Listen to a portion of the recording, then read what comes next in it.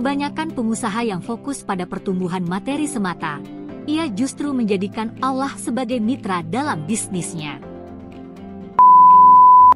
Halo semua, terima kasih telah mengklik video ini. Selamat datang di channel RR Story. Kami akan membahas fakta-fakta unik yang terjadi di belahan dunia. Sebelum dimulai, mohon keikhlasannya untuk subscribe dan like video ini jika kalian suka agar kami lebih semangat untuk membuat konten-konten selanjutnya.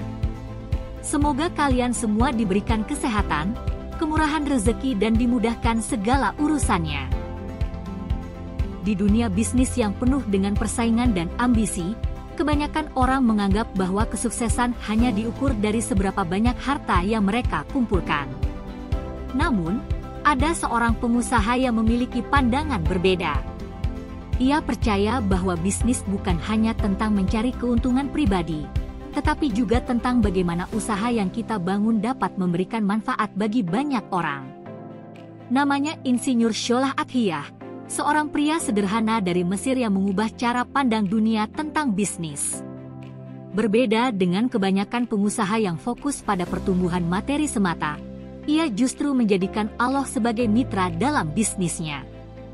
Keputusan ini bukan hanya mengantarkannya pada kesuksesan yang luar biasa, tetapi juga menjadikannya sosok yang dihormati dan dicintai oleh masyarakat luas. Bagaimana mungkin seseorang menjalankan bisnis dengan menyerahkan seluruh keuntungannya kepada Allah, tetapi tetap mengalami kesuksesan yang luar biasa? Bagaimana cara ia membangun kerajaan bisnisnya dengan prinsip-prinsip yang tak biasa?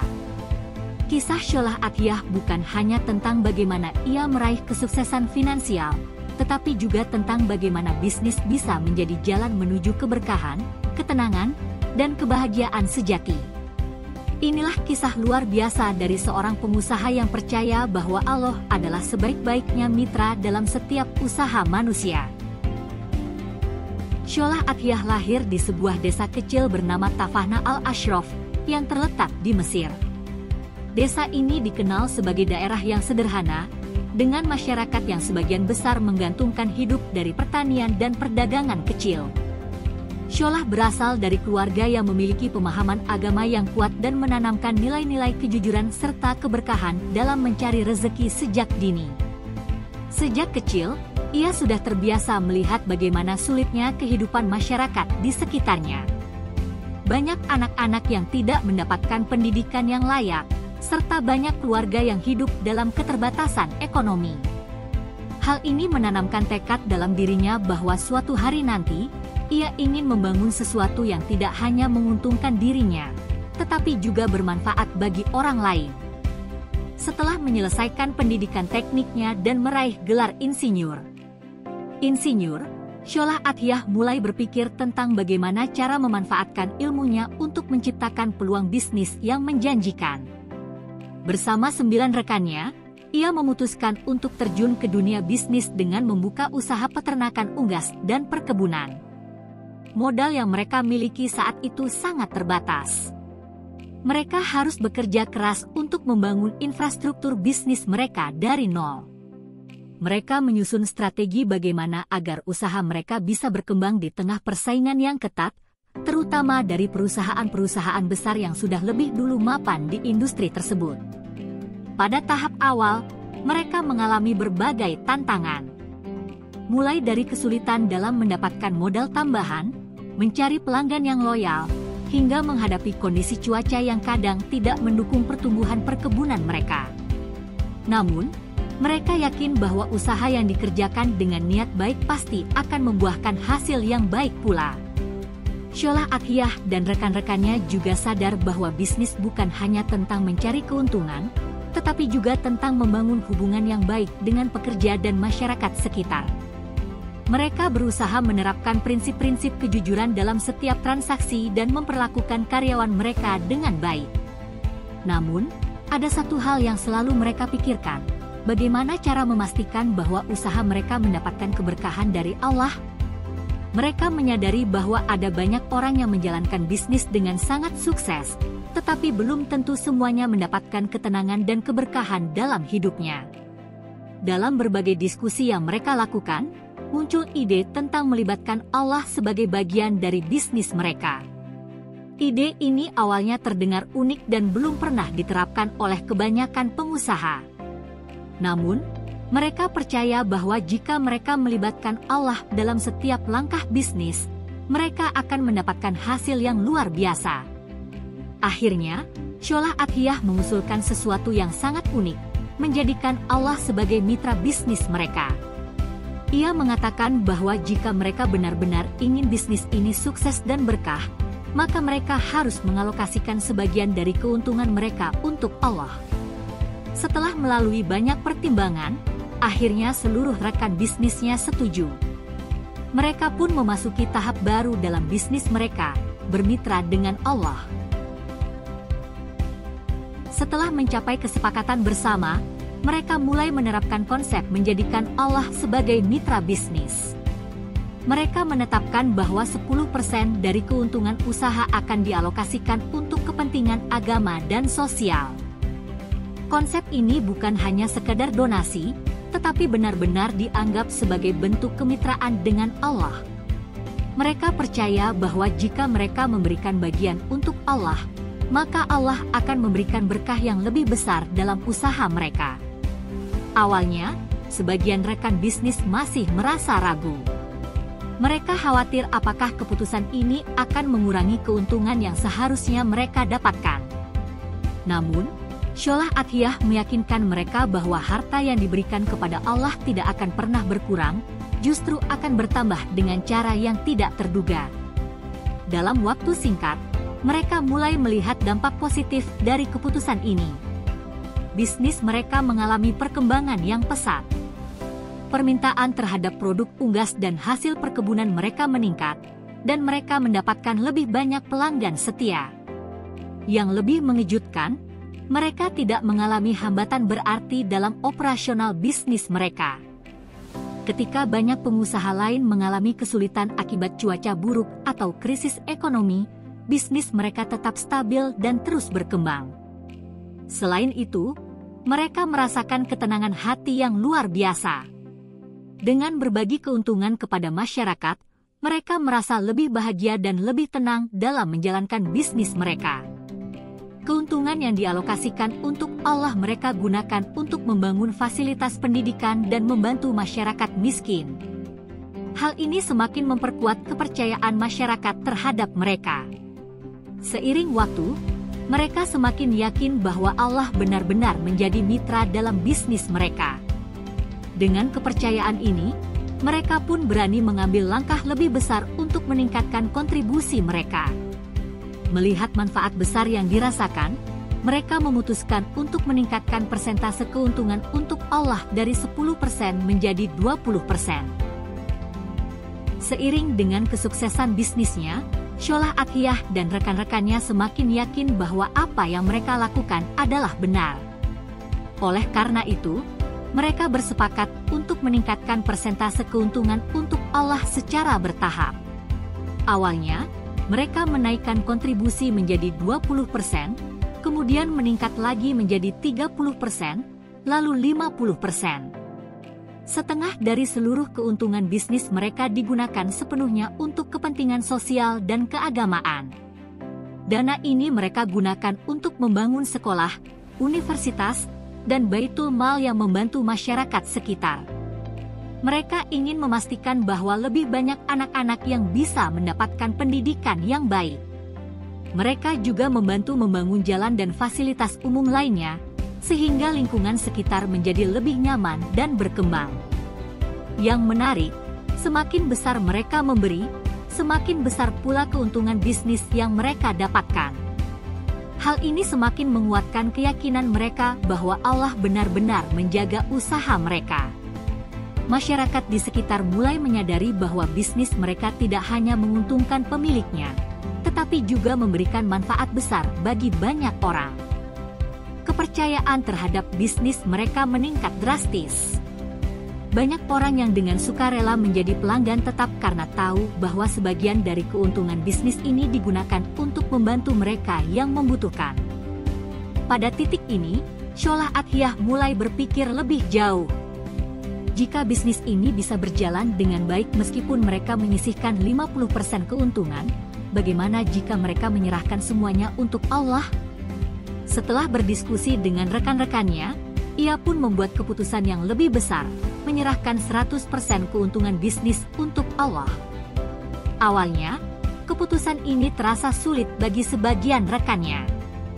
Tidak mudah bagi seorang pengusaha untuk melepaskan seluruh keuntungan yang mereka dapatkan. Namun, Sholah Athiyah meyakinkan mereka bahwa harta yang diberikan kepada Allah tidak akan pernah berkurang, justru akan bertambah dalam bentuk keberkahan yang lebih besar. Akhirnya, mereka sepakat bahwa seluruh keuntungan bisnis ini akan diserahkan untuk kepentingan umat. Mereka hanya mengambil gaji secukupnya untuk kebutuhan pribadi dan operasional bisnis, sementara seluruh keuntungan lainnya dialokasikan untuk membangun lebih banyak sekolah, rumah sakit, serta membantu fakir miskin. Keputusan ini mengubah hidup mereka sepenuhnya.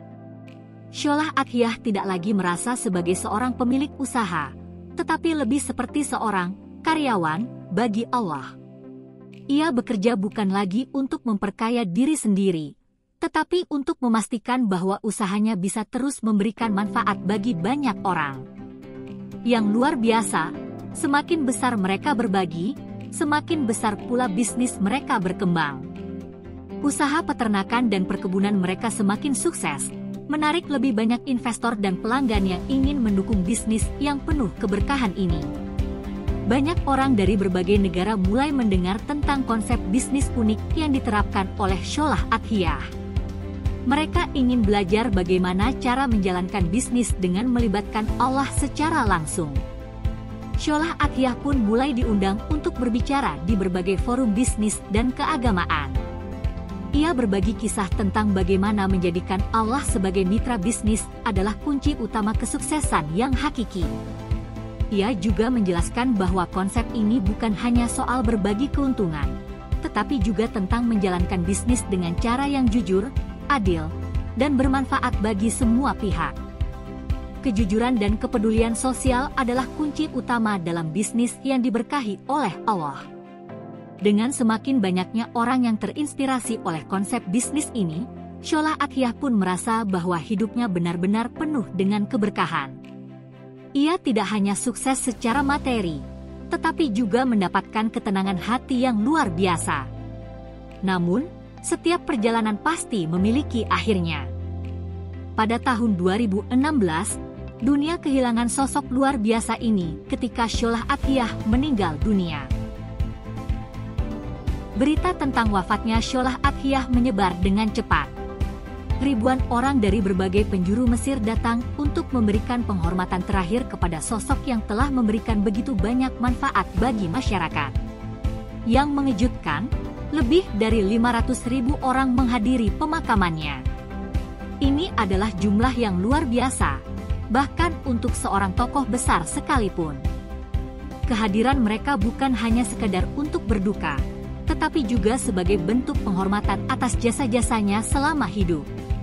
Banyak orang yang datang bukan karena hubungan pribadi dengan Sholah Athiyah, tetapi karena mereka telah merasakan manfaat dari bisnis dan amal yang ia lakukan. Banyak anak-anak yang mendapatkan pendidikan gratis, keluarga miskin yang terbantu, serta masyarakat yang merasakan perubahan besar berkat kontribusinya. Di tengah duka, banyak orang yang juga merasa terinspirasi untuk melanjutkan jejak kebaikannya. Banyak pengusaha yang mulai menerapkan konsep bermitra dengan Allah dalam bisnis mereka, dengan menyisihkan sebagian keuntungan untuk kepentingan umat. Sejak saat itu, nama Sholah Athiyah tidak hanya dikenang sebagai seorang pengusaha sukses, tetapi juga sebagai simbol dari bagaimana bisnis bisa menjadi jalan menuju keberkahan dan kebahagiaan sejati. Hingga hari ini, banyak orang yang masih berbicara tentang konsep bisnisnya. Ia membuktikan bahwa kesuksesan sejati bukan diukur dari seberapa banyak harta yang kita kumpulkan, tetapi seberapa besar manfaat yang kita berikan kepada orang lain. Warisan yang ia tinggalkan bukan hanya dalam bentuk bangunan fisik, tetapi juga dalam bentuk inspirasi dan nilai-nilai bisnis yang berlandaskan keimanan dan keberkahan. Kisahnya mengajarkan bahwa ketika kita melibatkan Allah dalam bisnis kita tidak hanya mendapatkan kesuksesan di dunia, tetapi juga kebahagiaan yang hakiki di akhirat. Sholah Athiyah telah membuktikan bahwa dengan menjadikan Allah sebagai mitra, kita tidak akan pernah rugi, justru kita akan mendapatkan lebih dari yang pernah kita bayangkan. Kini, tanggung jawab ada di tangan kita. Apakah kita berani menerapkan konsep bisnis yang penuh keberkahan ini dalam kehidupan kita sendiri?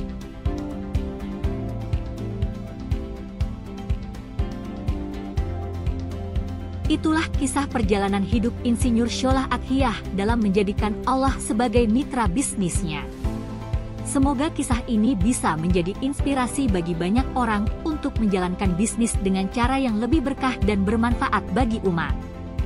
Ketika berbicara tentang kesuksesan, kebanyakan orang membayangkan rumah mewah, kendaraan mahal, dan tabungan yang melimpah. Namun, Sholah Athiyah membuktikan bahwa kesuksesan sejati bukanlah tentang seberapa banyak yang kita miliki, tetapi tentang seberapa besar yang bisa kita berikan untuk orang lain. Ia telah meninggalkan dunia ini, tetapi jejaknya tetap hidup dalam bentuk sekolah, rumah sakit, dan berbagai fasilitas sosial yang ia bangun. Lebih dari itu, warisan terbesarnya adalah inspirasi bagi banyak orang bahwa bisnis bisa menjadi jalan menuju keberkahan jika dilakukan dengan niat yang benar dan melibatkan Allah dalam setiap langkahnya.